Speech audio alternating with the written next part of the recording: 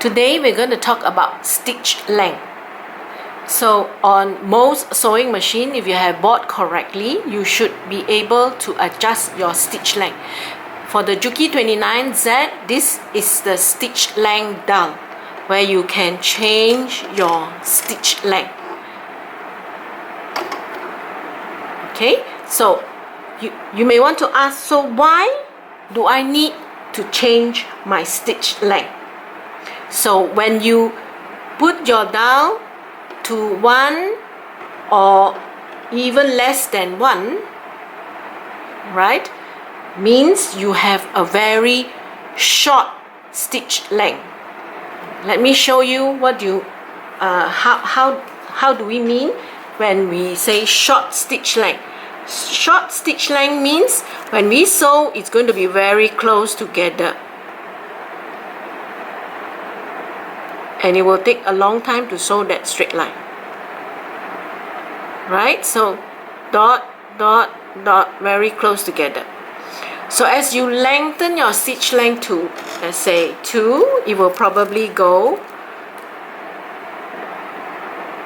a bit, a bit, a bit. So just now was dot, dot, dot, very close. So when you go to even up to 4, the maximum for this machine, it will probably go this way. It will go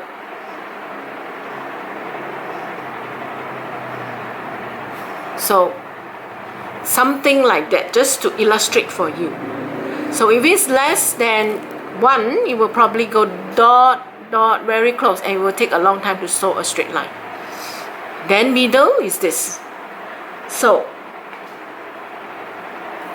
you want to ask me, why or when do we use stitches that is so close together? Okay, when we use stitches that are close together like this is when we want that particular place to be very strong, to be able to hold some weight. For example, the strap of a bag.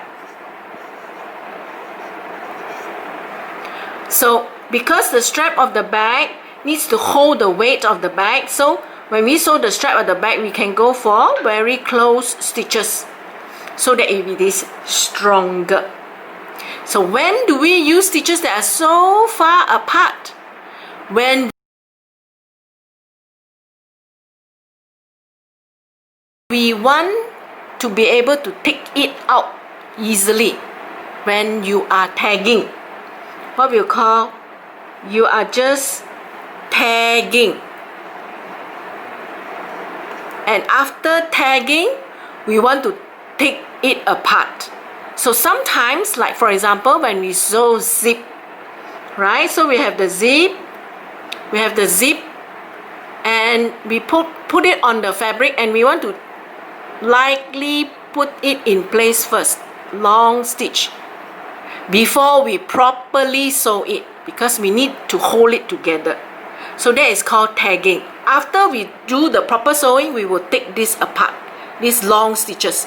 If you sew it so close together like this, dot, dot, dot, like that, it will be almost next to impossible to take it apart. So when it is sewn like this, very, very far apart, it will be very easy. Even you pull it, it will come out, right? So that is one of the main difference of having your stitches near like this, or further apart like this. So what is the regular stitch style? I would say regular, not stitch style, regular stitch length. Stitch length. What is the regular stitch length?